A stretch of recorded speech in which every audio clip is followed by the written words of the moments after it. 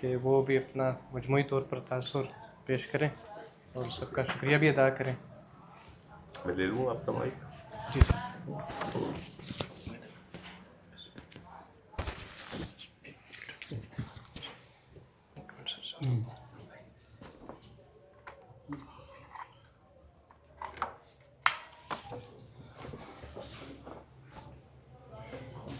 اجازت.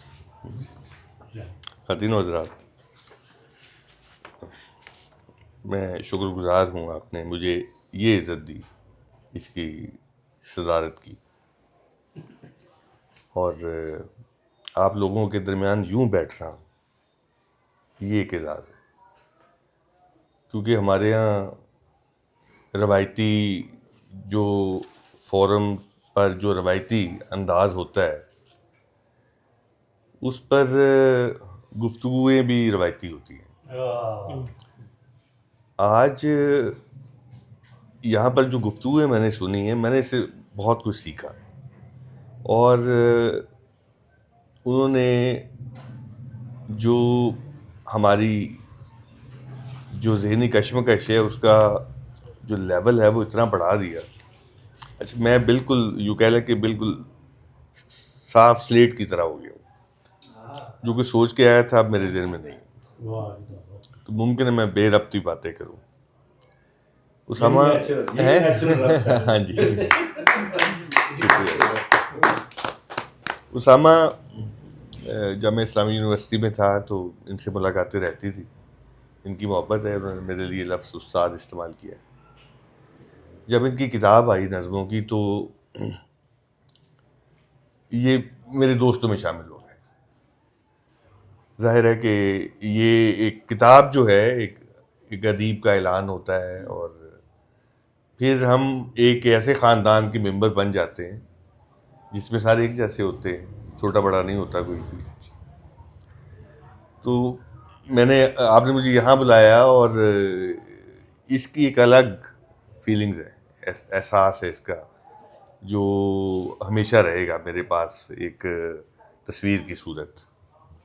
اور اتنی کلوز گیدرنگ میں دوستوں کے ساتھ بیٹھنا یہ بھی بڑا نیچرل ہے. مجھے وہ اپنی بیٹھکیں یاد آتی ہیں جب ہمارے کوئی کزن آئے ہوتے تھے، تو وہ جو منجا پارٹی ہوتی تھی نا جس میں گھٹنے ٹکراتے تھے، تو اس گھٹنے ٹکرانے کے دوران جو ایک کرنٹ چلتا تھا نا وہ میں آج بھی فیل کرتا ہوں. تو یہ یوں کہہ لیں کہ اس محبت کا ایک اظہار ہے. دوسرا، یہاں میں نے کچھ لوگوں کو پہلی دفعہ سنا. میری کچھ لوگوں سے پہلی ملاقات ہے، ذہنی بھی، اور مثلا یہ حالہ بیٹھی ہوئی ہیں یہاں پہ. جب یہ نمل میں تھی تو میں نے ان کا نام سنا، کیونکہ ظاہر شاگرد مشترکہ ہوتے ہیں. جب وہ ریسرچ کے اس میں جاتے ہیں فیز میں، تو وہ پھر مختلف استادوں کے پاس آتے جاتے ہیں. تو ان کا نام سنا، ان کے لائق ہونے کی خبریں مجھ تک آتی رہیں، اور آج میں نے سنا، میں ان کو ویسے ہی پایا. آج پہلی دفعہ میں یعنی یہ ملاقات ہماری پہلی ہے ایک قسم کی. تو بہت اچھا، آپ نے بہت اچھا لکھا. یعنی میں اتنی میچورٹی عموماً تنقیدی جو تحریر ہوتی ہے اس میں کم ہوتی ہے، کیونکہ بندہ فوراً پکڑا جاتا ہے تنقید پر. جس طرح شاعر مصرے میں پکڑ لیتے ہیں نا کہ یہ کتنا ہے، کس سطح کا ہے، تو تنقید میں نقاد بھی پکڑا جاتا ہے. اچھا لگا، بہت اچھا لگا. آپ کے لیے بہت دعائیں. اور تسلیم صاحبہ ظاہر ہے ہمارا ایک بہت اہم نام ہے. یہ نہ بھی بولیں اور بیٹھی رہیں تو ان کی موجودگی اہم ہے، یقین جانیے. بہت متحرک ہے، اور میں ان کو دیکھتا رہتا ہوں. میں مشاعروں میں کم جاتا ہوں، بہت کم. میرا لکھنے پڑھنے والا کام زیادہ ہے. میں جو تجزیاتی تنقیدی کام ہے ادھر زیادہ لگا رہتا ہوں. باقی ہم میں سے ہر بندہ ایک دھن کا آدمی ہوتا ہے. اس میں سب سے بڑے جو دھن کے آدمی ہیں وہ اس وقت یہ بیٹھے ہوئے ہیں رئیس صاحب. تو لیکن میں فالو کرتا ہوں ہر ایک کو، آپ کو بھی، کہاں کیسے کب وغیرہ وغیرہ.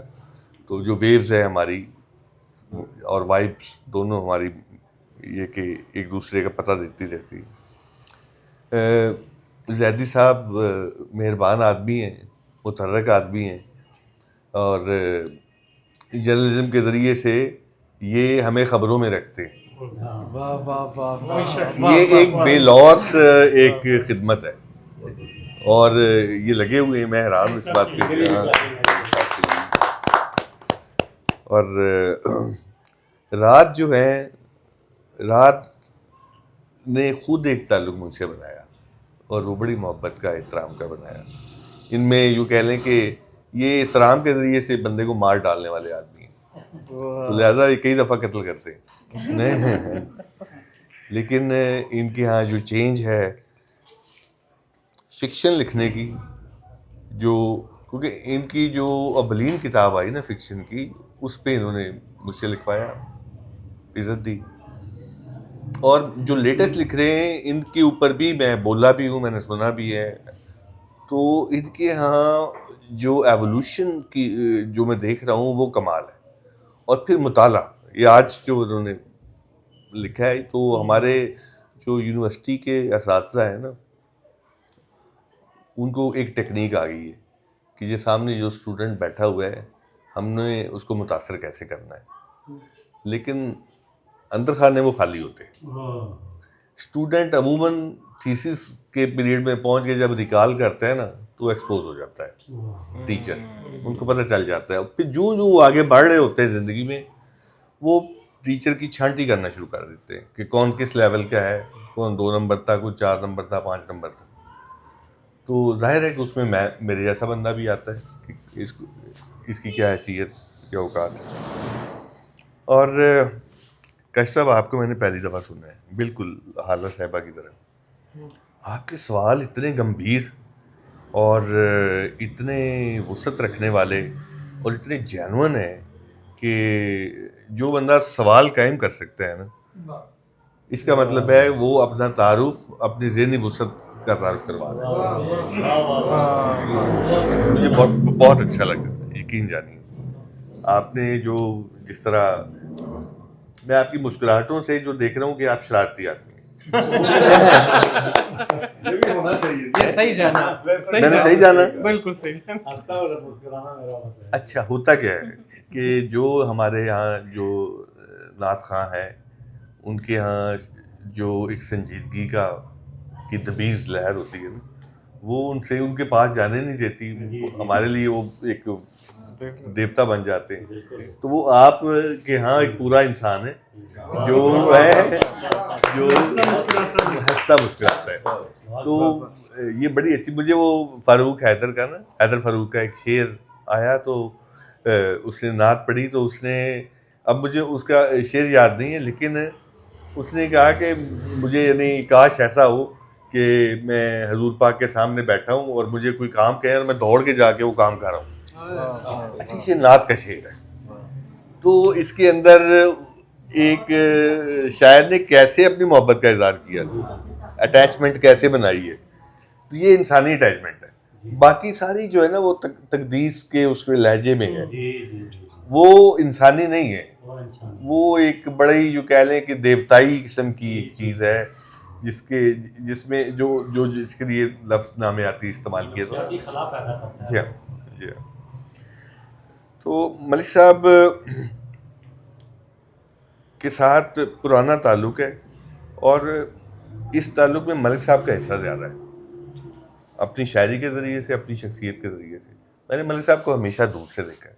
ہم نے اکٹھے آج تک بیٹھ کے چائے بھی نہیں پی اور گپ بھی نہیں لگائی, لیکن ملک صاحب نے جو اظہار کیا مجھے حیران کر دیا. میں نے ہمیشہ ملک صاحب کو دوسرے کنارے پہ چلتے ہوئے دیکھا, دور سے, لیکن میں دیکھتا رہا ہوں کہ سب کیا کر رہے ہیں, کن کے ساتھ جا رہے ہیں, وغیرہ وغیرہ. لیکن وہ جو ایک قلبی چیز ہے وہ حیران کن ہے. یہ جب کام نہیں آئی تو انہوں نے مجھے کہا کیا مجھے لکھ دے. اب اس دوران ہمارا شاید ہم نے کوئی 2 دفعہ ہاتھ ملایا ہو کسی محفل میں, یوں انکاؤنٹر ہوا ہے بس, اور انہوں نے مجھے کہا لکھ دے. دوسری کتاب آئی تو پھر مجھے کہا لکھ دے. اچھا, اب یہ کیا ہے, کس چیز نے لکھوایا؟ بھائی میں کہہ رہا ہوں کہ ان کا حصہ زیادہ ہے. ملک صاحب مشاعروں میں آتے ہیں, اب آہستہ آہستہ انہوں نے کم کر دیا ہے. ان کا ایک خاص جو ہے ایک طرز حیات ہے. تو لیکن پھر بھی یہ یوں کہہ لیں کہ جس طرح ہوتا ہے نا ایک درویش اپنے کشف سے چیزوں سے تعلق بنا رہا ہوتا ہے, خود وہ بیٹھا ہوتا ہے, تو کچھ ایسا ہی ہے ہمارا بھی ان کا تعلق. تو میں انہوں نے جو کچھ میرے لیے کہا ہے نا, یقین جانیں حیران کن ہے میرے لیے. میں شکر گزار رہوں گا ہمیشہ. اچھا, شاعری کی طرف اگر میں ان کی آؤں تو جب میں نے ان کی شاعری میں پڑھتا ہوں, دیکھتا ہوں, ان کی موومنٹ دیکھتا ہوں, سوشل لٹریری موومنٹ جو ہے, تو وہ جو بے چینی کا اظہار میں نے یہاں پہ کیا ہے, مجھے ان کے یہاں وہ نظر آتی ہے. ادیب شاعروں میں یہ ہوتی ہے, لیکن ان کی بے چینی کے اندر ایک چیز ہے جو ان کو ان کے تمام ہم اثروں میں بھی, ان کے سینئرز میں بھی منفرد کرتی ہے. وہ ہے کہ یہ اپنے سراپا میں ایک مذہبی کے طور پہ خود کو پیش کرتے ہیں. وہ آج سوٹ پہنے ہوئے ہیں. اب یہ بالکل ایسی ہے کہ غزل بھی کہتے ہیں, نظم بھی کہتے ہیں, سماجیات پہ بھی لکھتے ہیں اور الہیات پہ بھی لکھتے ہیں. تو یہ کمبینیشن میں ہے, لیکن اپنی جو پیشکش ہے, پریزنٹیشن, وہ ایک مذہبی کے طور پہ کرتے ہیں. شاعری میں بھی یہ لاؤڈ ہے, ان کا یہ جو لیئر ہے یہ لاؤڈ ہے. اچھا, درویشی ان کے ہاں نو ڈاؤٹ یہ اپنی دھن کے آدمی ہیں, کہاں جا رہے ہیں ان کو نہیں پتا. شاعری کو بطور کیریئر نہیں لیا انہوں نے. ان میں صلاحیت تھی ساری, یعنی لفظیات, جس طرف بٹ صاحب نے کہا نا, بٹ صاحب کا میں ذکر کرنا بھول گیا ہوں. بٹ صاحب نے جو لسانیات کے حوالے سے بڑی اہم باتیں کی ہیں, اور مجھے اس بہت کچھ سیکھنے کا موقع ملا. اور بٹ صاحب سے ہماری کالج میں ان کے تعلق رہا, تو جب انہوں نے آپ کے پروگرام میں بلایا نا, تو مجھے ان کا ایک نیا زاویہ نظر آیا. ہاں, کیونکہ میں نے تو ان کو دیکھا تھا اپنے کام کے لیے آتے ہیں کہ وہ چلے جاتے ہیں, لیکن چونکہ بہت خوش اخلاق آدمی ہیں, بندے کو ون کر لیتے ہیں, اور جانے کے بعد بھی بندہ جو ہے ان سے ایک دوستانہ سا فیل کرتا ہے, ایک دم بندے کو فرینک کر کے نا تو چھوڑ دیتے ہیں. تو پھر ان کا جو ایک انٹلیکچوئل جو ہے نا ایک چہرہ, وہ ابھرا, اور آج وہ مکمل ہوا. وہ ان کو میں نے پہلی دفعہ یہ بھی سنا ہے, یعنی کتنے لوگوں سے میری پہلی ملاقات ہو رہی ہے. یہ میری کافی ملاقاتیں, ہاں جی, کبھی اس طرح کی گفتگو اصل میں اب پرنسپل کے آفس میں بیٹھ کے یہ باتیں تو ہونے سے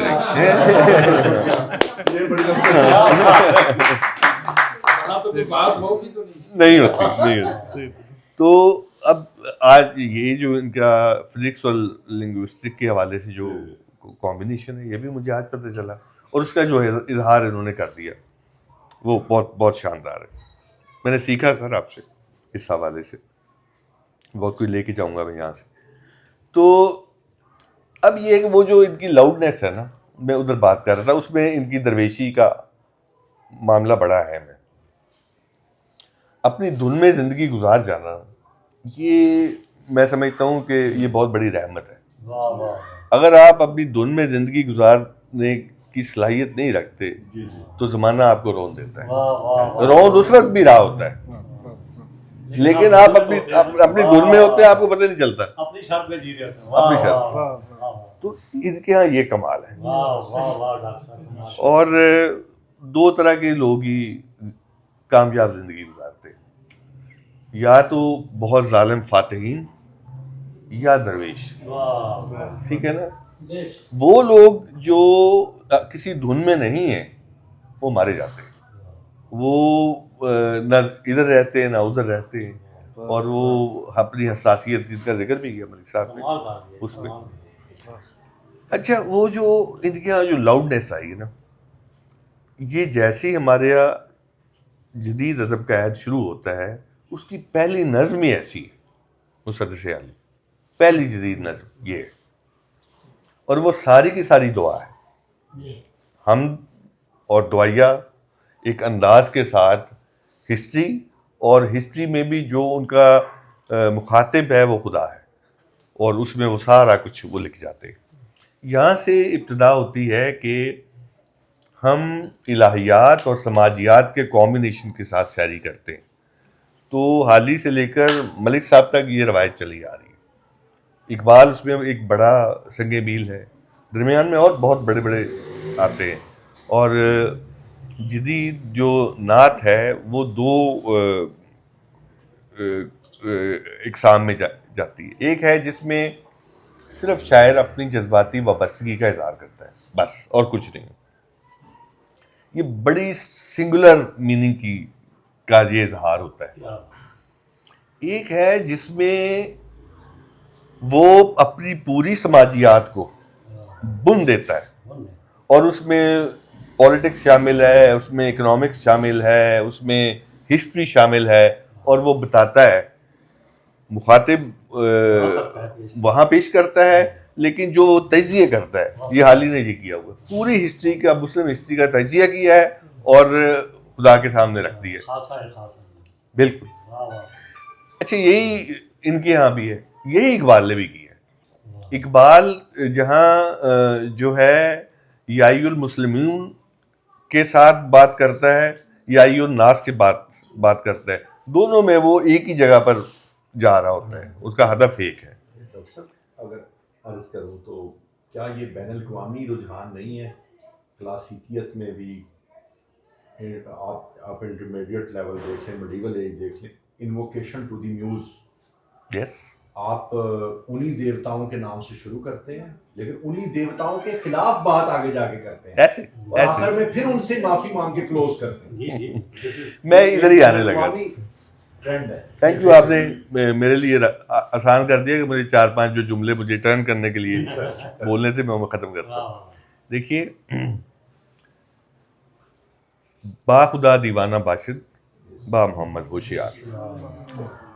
اگر کوئی بندہ خدا کے ساتھ دعائیا پیراڈائم میں شاعری کر رہا ہے تو وہاں وہ وہی کرے گا جو بٹ صاحب نے کہا. غالب جیسا بندہ بھی خدا کے اوپر سوال اٹھائے گا, لڑے گا, شک کرے گا, ٹھیک ہے, لیکن جب وہ مولا علی پہ آتا ہے تو کہتا ہے نہیں, ہوشیار ہو جاتا ہے. اس کے خط پڑھیں آپ, وہ کہتا ہے کہ مولا علی کے علاوہ تو کچھ بھی نہیں, میں 7 سمندروں کے پانی سے وضو کروں اور پھر میں اس کا نام لوں, اپنے خط میں لکھا. تو ملک صاحب نے خدا کو کم یاد کیا, یہ سیدھا ہی با محمد ہوشیار پہ گئے. اتنا مشکل مرحلہ لیا ہے انہوں نے, وہاں گنجائش کم ہے. قصہ مختصر. اچھا, انہوں نے اب اپنے لیے یہ اب میدان کو لمٹ کر دیا. اب ظاہر ہے کہ یہاں پر آپ کی ہوشیاری اتنی بڑھ گئی کہ آپ جتنے بڑی مرضی درویش بنتے پھریں, آپ کو کتنا جناب جی ایک جنوں کے باشعور بھی ہے, آپ اس کو اس میں رہنا پڑے گا.